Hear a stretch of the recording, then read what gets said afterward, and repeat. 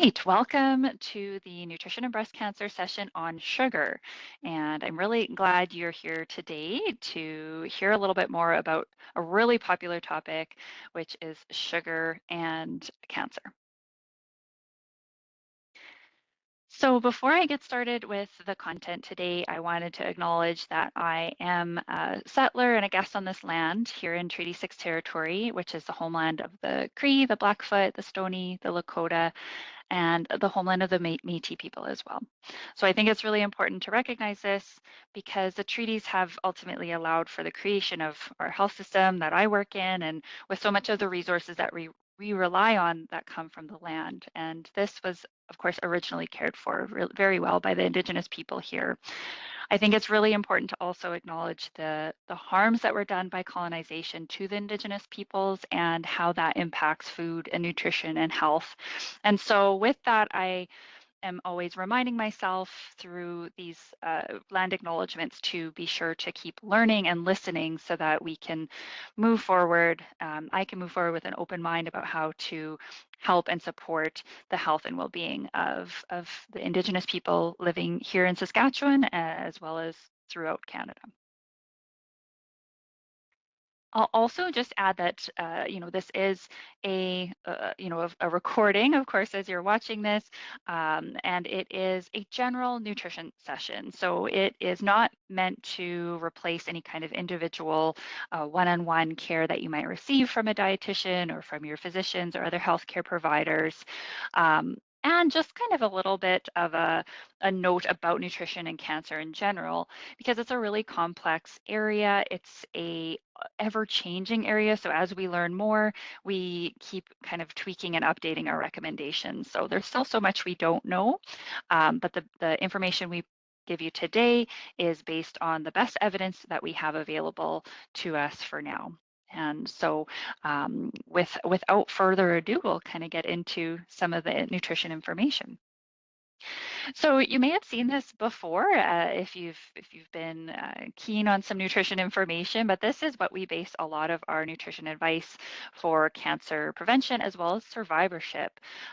We are focusing today, of course, on sugar, which shows up here in a few different areas, of course, limiting the consumption of sugar-sweetened beverages. So we'll talk a little bit about that. But in general, we focus on a lot of these aspects to help prevent as well as help prevent recurrences of cancer.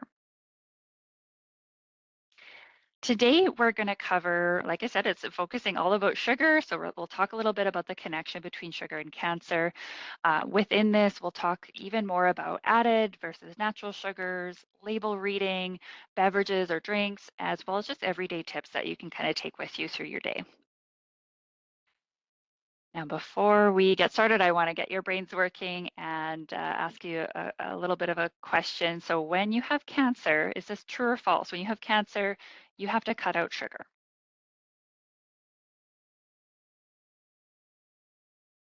So that is indeed false. It is safe to have foods with sugar if you have cancer. Sugar does not cause the cancer cells to grow faster, and cutting it out won't shrink your cancer. So this is a really popular nutrition myth that, probably every dietitian working in the cancer center has heard, and probably hears once a day at least. And so it's a really popular one out online, and we'll dig into a little bit of why it's maybe not as straightforward as just sugar feeding cancer.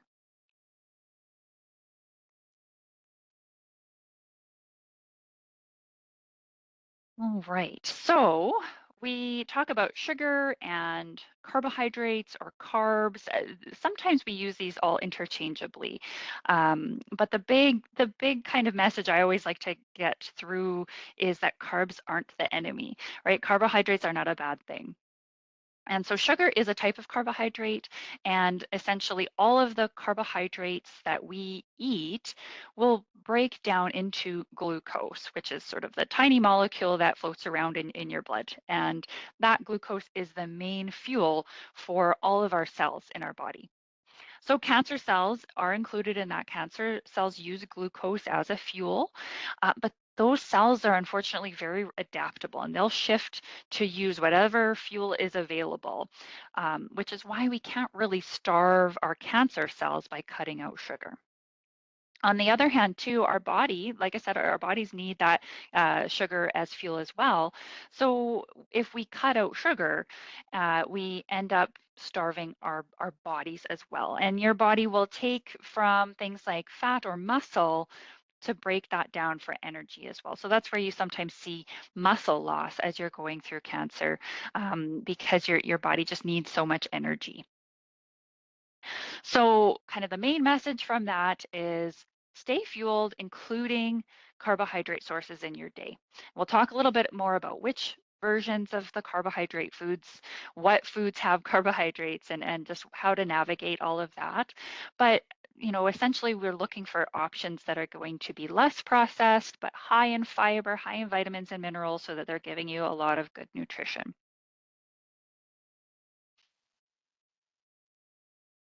So, another question that I often get is around natural versus added sugars. And kind of going back to why are we worried about this, or why does this topic come up a lot? And we see a lot of research around added sugar, and foods with added sugar can often provide extra energy that our bodies don't use, extra calories that our bodies might not use, and that can increase our levels of triglycerides or a fat in our blood, which can raise our risk for heart disease. And often what we see is high sugar foods, foods with lots of added sugar, can be more processed and maybe less nutritious. They just don't have as many nutrients in them. So, for an example, would be perhaps gummy fruit snacks. That's a high sugar food is added sugars, and that might actually replace a snack that might be more nutritious, like an apple or another piece of fruit. Another example might be a sugary drink like an iced tea that might replace a nutritious drink like a glass of milk or milk alternative. And so these foods, while they all have sugar, some of them have natural sugars like the fruit or the milk, and these are still going to give you some really good nutrition versus some of the processed foods that have a lot of added sugar and very little nutrients is not giving you as much sort of bang for the buck if you think of it that way. So we do have a little bit of evidence in the research looking at things like sugar sweetened beverages or really high sugar diets. And that often is from those added sugars and can lead to things like inflammation in your body or more insulin circulating. And that does have some connection with cancer. At the end of the day, balance is really important, though, when we think of added versus natural sugars, especially as cancer survivors, wherever you are in your treatment, this is a really important thing to take note of. So, if you're eating well, you have a good appetite, you're feeling well, then you can focus a little bit more on limiting added sugar in things like cookies or cakes or sugary drinks. But if you're going through a period of your treatment or your recovery where your appetite is really low, or you're having difficulty eating, maybe your mouth is sore, or you have nausea or other side effects, it's important to open up the restrictions and allow yourself to eat foods that taste good and that sit well with you. So if having a pudding or a sugary yogurt is tasting good and feels good, I'd rather you have that and stay nourished and not deprive yourself or starve yourself because there is still sugar in those foods. It's still safe to have those and you're still getting nutrition out of those foods. So a similar kind of hot topic that I talk about with folks is also about different kinds of sweeteners. So if you're adding some sugar to something, which is common and again not something to be scared of, but lots of times people ask me, is it better to have a natural sugar versus a refined sugar? So what that might mean is something like maple syrup or honey or agave nectar, and are these better or the same as white sugar, brown sugar, corn syrup, those kinds of things? And the very simple answer is that they are no different really. When they break down in your body, they are all turning into that glucose, that fuel for all of our cells. And so they're still all considered added sugars. So we'll talk a little bit more about added sugars and how to navigate those a little bit more, but just know you use whatever you prefer the taste of and whatever you have available. You don't have to only choose one versus the other because it's quote unquote natural. It doesn't make a difference once it gets into your body. So we'll talk a little bit now about how to navigate added sugar in foods because that's not so simple. It's not so straightforward.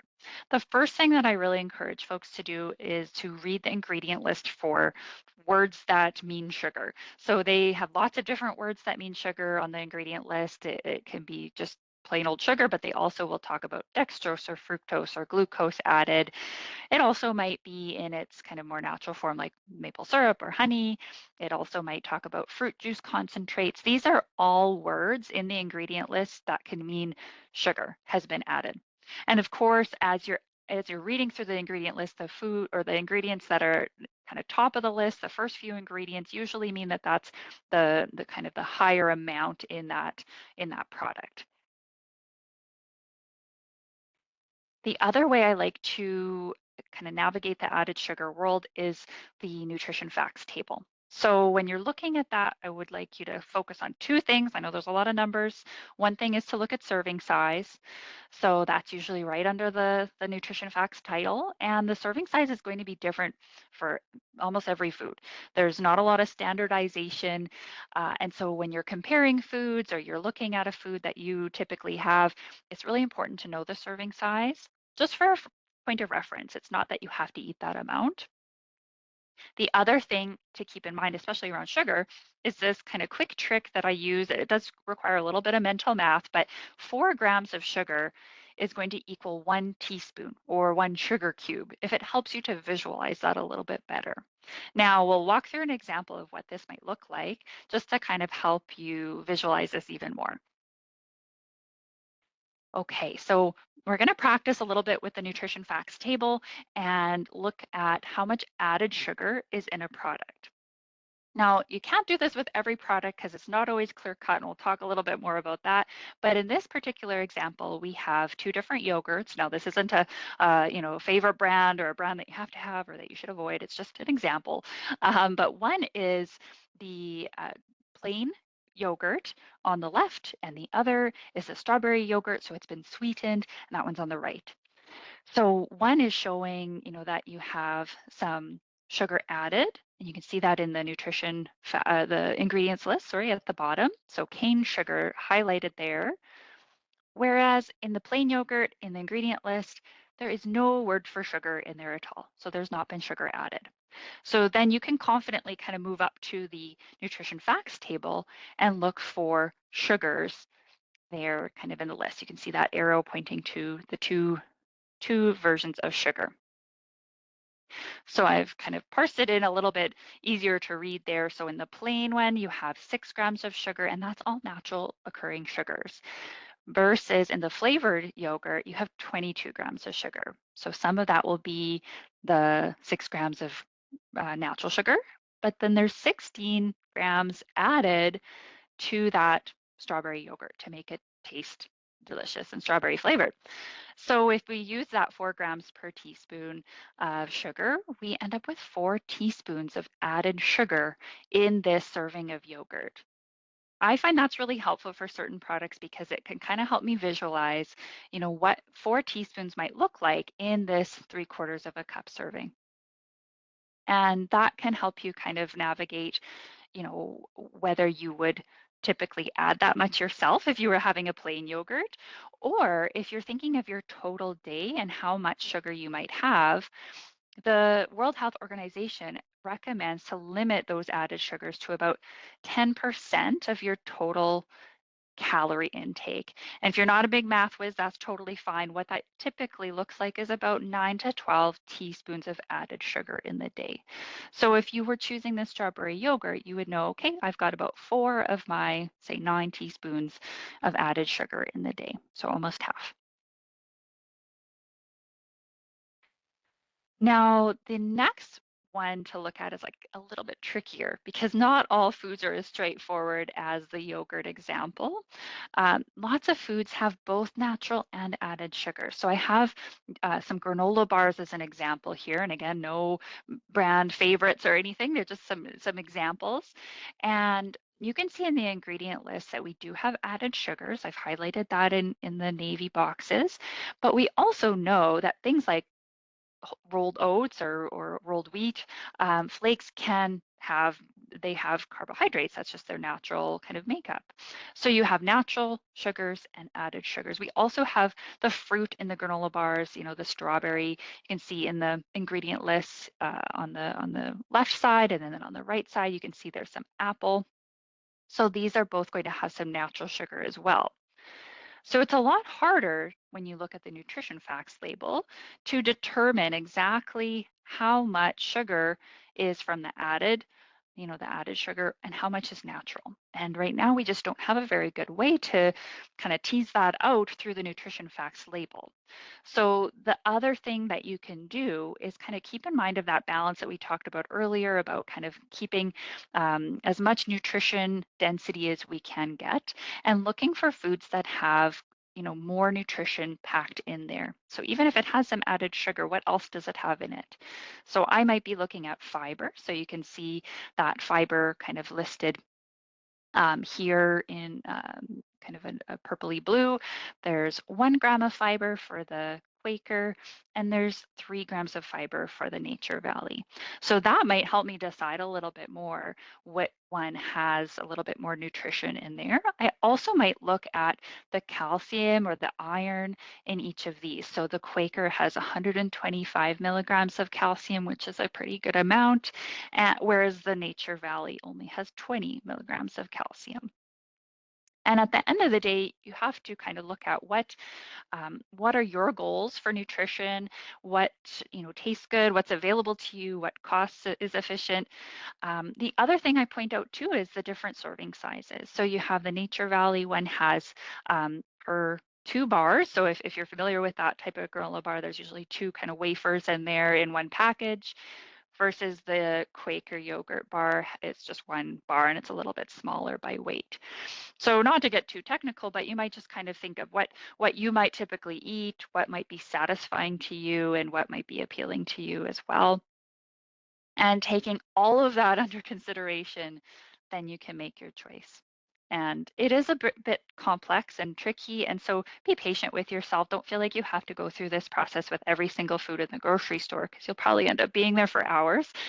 Just take one a week or one a month to look at and kind of get used to navigating your nutrition facts slowly but surely. You'll find more comfort in that. Okay, we're going to move through to sugar sweetened beverages.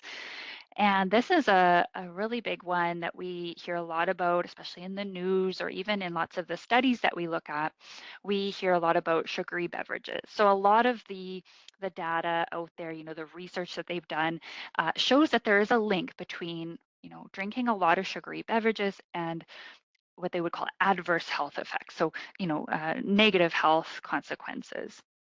So not to be really scary or fear mongering or anything, it's just to help you to be aware that these drinks that we often enjoy can add up quickly in terms of how much sugar is in them. So again, we're going to use our 4 grams of sugar is a teaspoon, kind of that example in something like an ice cap. So in a medium ice cap, there would be about 50 grams of sugar, and that would be kind of your whole day's worth of added sugar if you were thinking of that WHO recommendation where we're trying to kind of stick under 12.5 teaspoons in the day. The other beverage that typically has a lot of sugar or can have a lot of sugar is alcoholic beverages. So this can be a place where we get a little extra sugar in there as well, especially, it's summertime, if you're having a lot of, beverages on the deck or, just something to think about there. It's also kind of an added risk for breast cancer patients in terms of cancer survivorship. We really recommend to avoid alcohol if you're able to. If you're not able to, to just do the lower risk guidance of about 1 drink a day for women. There's really no safe amount of alcohol because of that increased risk for cancer. And so it's often encouraged that we look at alternatives to kind of swap out our alcoholic beverages and look at something that maybe has less sugar and no alcohol. So there's lots of options coming out more and more, de-alcoholized wine or beer or mocktails that you can find.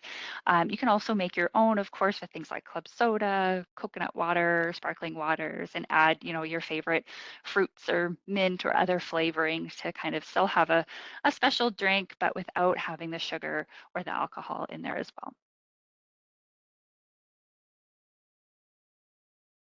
All right. So similar to under the topic of beverages, we often hear questions about sugar substitutes or artificial sweeteners, right? So if you're thinking of like a diet drink, what about the aspartame or the Splenda or the artificial sweetener that's in there?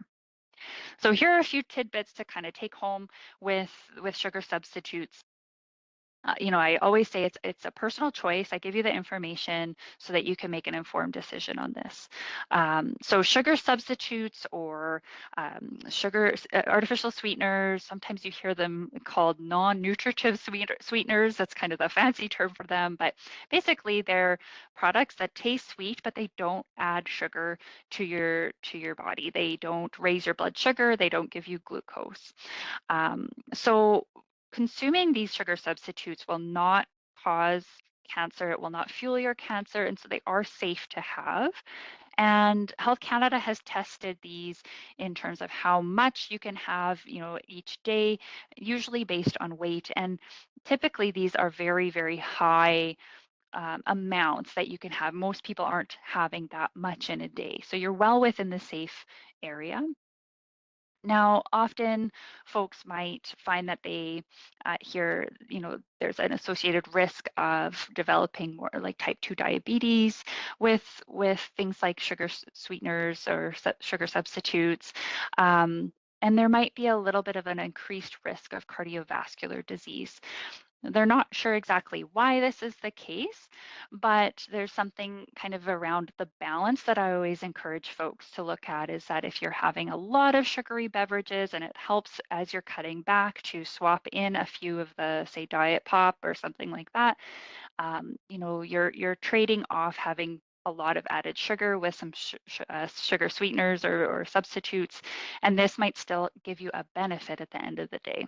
So, like I said, it's a personal choice to use these based on kind of the information you have and where you're at with your nutrition goals. I'll just look at another kind of example that's really a hot topic right now in the news. Often I hear a lot about aspartame because it has come out around kind of what the World Health Organization looking at carcinogens or cancer-causing compounds. So aspartame is listed kind of in this kind of mid to low range of carcinogens. So basically meaning that they aren't clear exactly if aspartame is a cancer causing compound. There's not enough research or evidence to confirm or deny this. So on the other hand, other substances that have a very clear risk would be things like red meat or alcoholic beverages. We know with very clear certainty that these are cancer causing compounds. So whether or not you wish to include, like I said, is a personal choice. You can kind of see in the example here, this is what Health Canada has kind of calculated as a safe amount. And it's always based on your weight in kilograms, just to make the math a little bit trickier. So for example, if you're a 70-kilogram person or 154 pounds, you would have to drink about 15 cans of diet pop with aspartame to exceed that safe amount. So it's a very high amount that would be deemed unsafe. And this is just based off some of their research, usually with animals. Okay, so given all of this information that we've kind of gone through around sugar and added sugars, what can we do? What should we be doing? And the big message that we see for cancer survivors is really to Have more whole foods, more plant foods. And so, swapping out things like your refined grain products for whole grains, looking at the labels to choose foods with less added sugar, less added salt, and really cutting back on things like processed or red meats, having more legumes like chickpeas or black beans or lentils, as well as having things like nuts and seeds, so some of those plant proteins as well.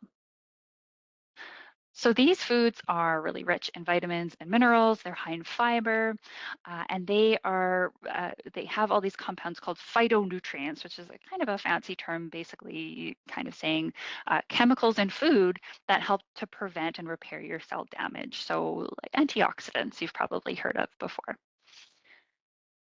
So okay, how do you eat more plant foods? It's one thing to say, okay, I'm going to eat more of these foods, but how do you do it?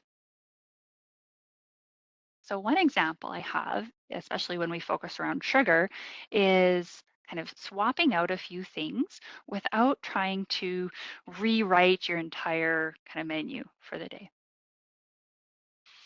So for example, at breakfast, if you typically have a sugary cereal, you can swap it out for a lower sugar cereal.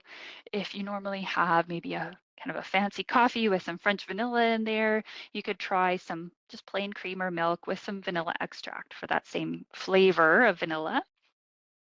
And the key is to always do these changes one at a time, do really small changes because your taste buds need time to adjust.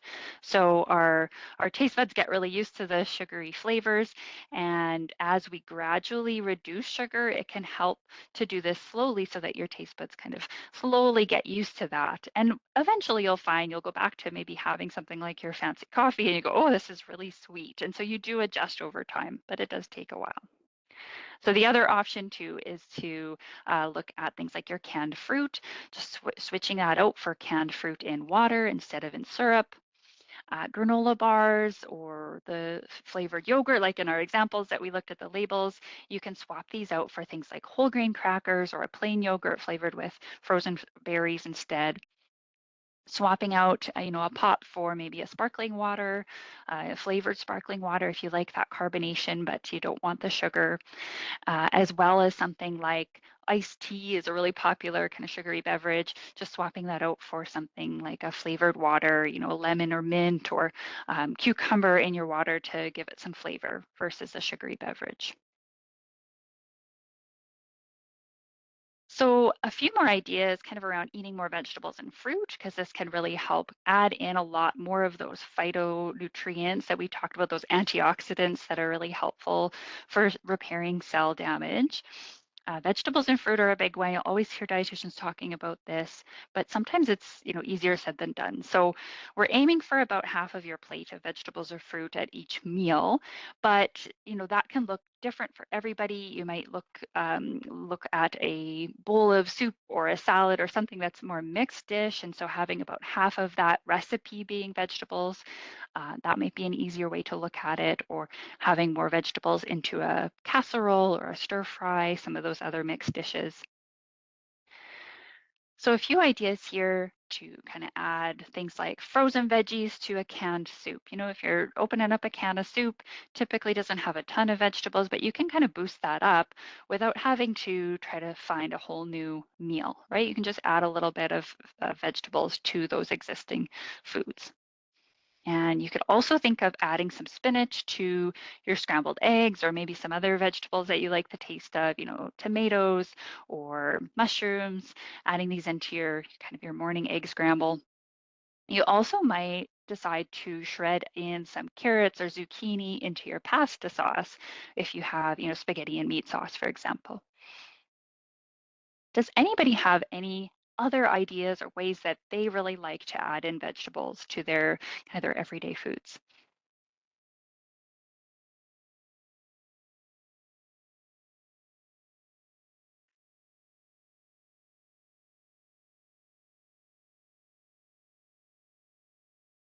Everybody's shy. I'm going to move on to a few more ideas, kind of looking at snacks. Oh, I have a suggestion from Jen. She says having fresh vegetables and dip, absolutely. Include a dip for sure. These are really sometimes things people are hesitant around is to add a dip or a salad dressing. These things make the vegetables taste a little bit different, maybe add some variety, maybe encourage your kids to have the veggies too. So definitely add a dip if it helps you to have some more veggies. Good one. So lots of folks will talk about kind of a craving that they have, especially around snacks, things like, oh, I really would like something sweet or I want something crunchy. And so capitalize on those kind of those cravings and add in some fruit or veggies along with your sweet snack or your salty, crunchy snack. Eventually, you can kind of pull back some of those treat foods and have mostly the fruit or vegetable option. But this way, you're not having to just take everything away and it feels like you're depriving yourself a little bit more. Adding things in is always kind of an easier first step rather than taking stuff out. Any other suggestions from the group?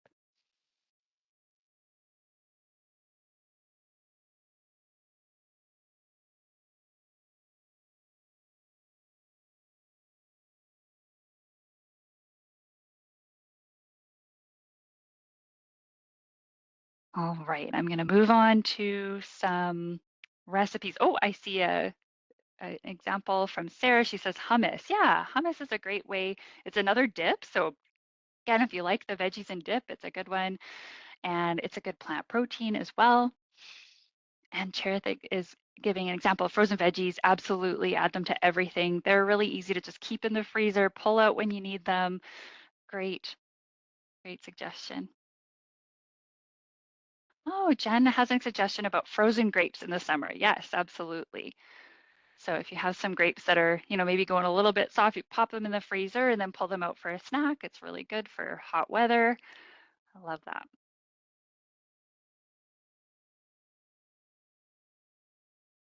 Hey, these are great examples. I've got a few more ideas up on the slide that you can kind of peruse through if you're much for baking. So typically most recipes, you can kind of cut out some of the sugar. I wouldn't recommend cutting out all of the sugar, but instead of say 1 cup of sugar, you can try 2/3 or 3/4 of a cup. And it shouldn't affect the recipe too much, but it will just, take down the sweetness a little bit. You can also replace some of the sweetness with things like berries or cinnamon or vanilla again to kind of counteract some of that flavor. Because of course things like sugar add flavor, and that's why we like the taste of it. But we need to kind of help our taste buds out a little bit and add some other flavors in a replacement. So you might use things like vanilla or almond extract as well to add some flavor. You can use artificial sweeteners in baking. There's certain versions that they have kind of created a little bit more baking friendly. Things like sucralose or Splenda is one of the brand names for sucralose. They've made sort of like a brown sugar substitute. So they do typically kind of work a little bit better with the sucralose or something called a cyclamate, which is a different type of artificial sweetener. And those typically work a little bit better for things like baking at a high temperature. All right. So to wrap up, kind of cover, what we went through all through the session today. The main message, if you haven't taken anything else away, is that sugar is not going to cause your cancer. And while it's still a good idea to lower how much added sugar you have, you don't have to be afraid of sugar, right? Lowering your added sugar in the day can be a little bit tricky. So, take small, gradual steps. Don't feel like you've got to do it all at once. It helps to cook more at home, have foods that are more kind of less processed, more whole foods. So things like whole grains, beans, legumes, nuts or seeds, and of course our veggies and fruit. And really read the labels for added sugar. That's kind of the trick to find those foods with added sugar to reduce those. And don't forget about your beverages. So those sugary beverages or alcoholic beverages. and really keeping in mind everything in moderation. And that goes for many, many nutrition changes, but especially around sugar. Making those nutrition changes can be stressful to try to cut out an entire food group. And I don't recommend cutting out a whole entire food group, right? Like we said at the beginning, carbs aren't the enemy. You still include those foods because they give you some really good nutrition, and just aim for what I would call the 80-20 rule. You might have heard it, I didn't make it up, but it's sort of this idea that 80% of the time you have nutritious, whole foods, but maybe 20% of the time you also have some treat foods, and that helps you to kind of look at balance. You don't have to do it exactly 80-20, but it's just one example of a way to approach that balance in your life. All right. So I kind of challenge you to think of what's one thing that you'll take away from today's discussion about sugar. What's one thing that kind of stuck with you? You can put it in the chat or you can unmute yourself if you'd like.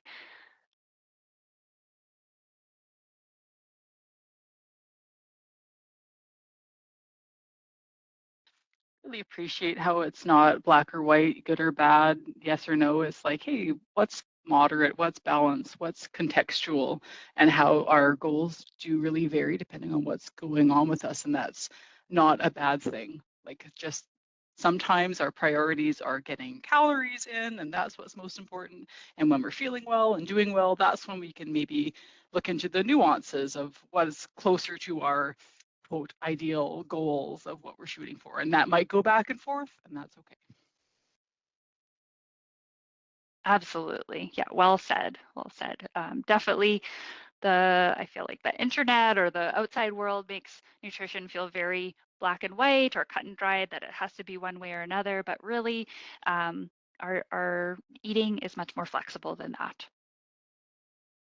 And Jen says in the chat that you don't have to feel guilty when eating sugar in moderation. Absolutely. Yeah. Yeah. And Lindsay says balance is the key. For sure. For sure. Okay. Well, these are all very related. I'm glad that that message has come really clear because, yeah, it can be really scary when you hear a lot about sugar and cancer and you feel like you've got to cut it all out. But really, that is not the case. And so I'm glad that's kind of been a big message for you all.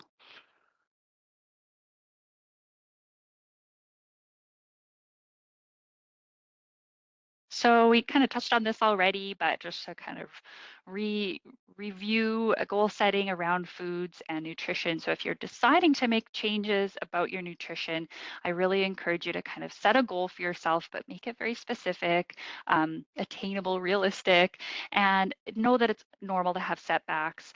It's okay to kind of adjust your goals as you move forward, and these can change. And those little changes really add up over time. So any last questions, anything you'd like me to go back to, review again that we talked about, or anything that I didn't cover that you were hoping to learn today? And again, you can unmute yourself or you can put it in the chat and I'll read it out for the group.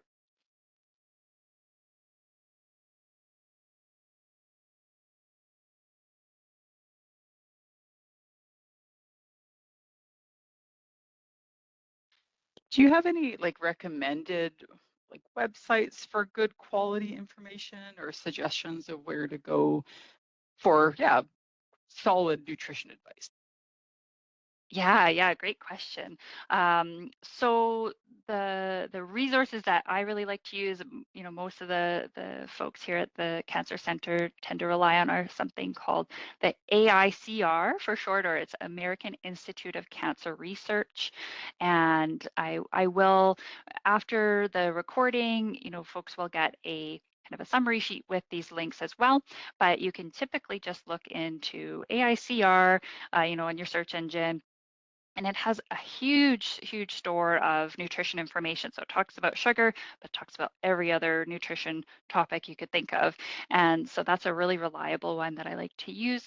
I also really like a website called Nourish Online that gives lots of good nutrition tips and suggestions, really kind of tangible nutrition ideas.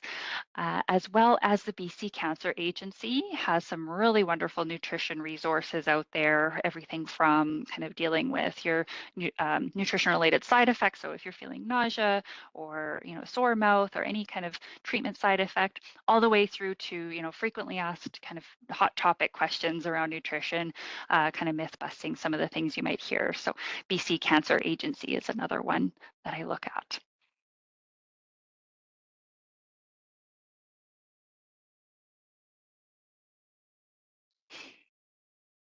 Anybody else? Oh, I see Jen has a question on the nutrition facts label. Fiber is under the carbohydrate section, but it doesn't count as sugar. Yeah, yeah. Okay, I'm going to go back to that just so that we can look at it, because those nutrition facts, they can be a little bit complex. So let's just go back here.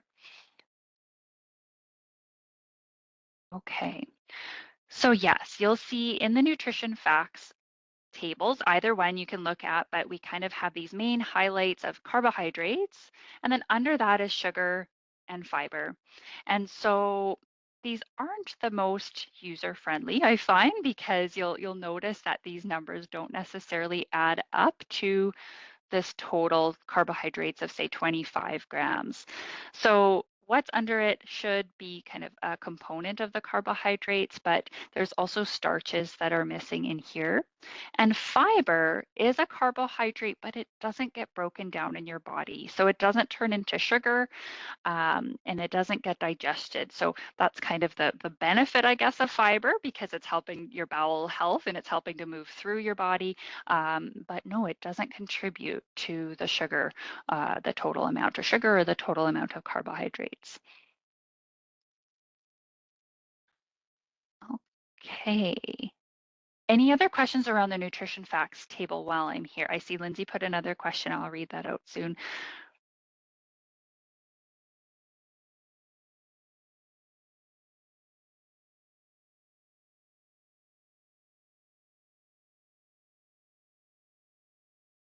Okay.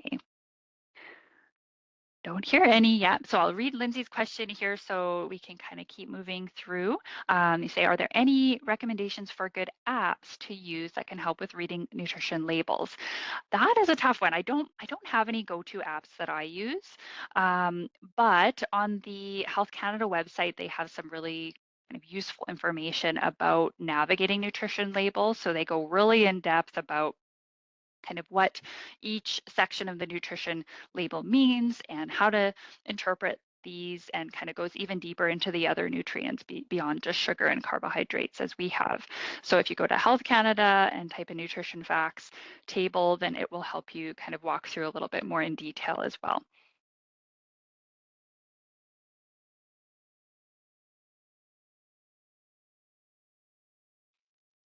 Any other questions?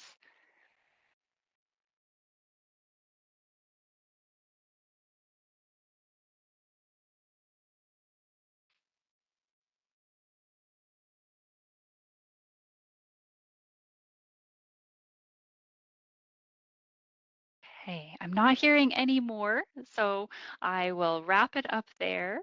And I appreciate you all for attending. Appreciate everyone watching the recording, and don't hesitate to reach out if you're watching this recording later and you'd like some more nutrition information. Whether you're at the Alan Blair Cancer Center or the Saskatchewan Cancer Center, you can have access to the dietitians there.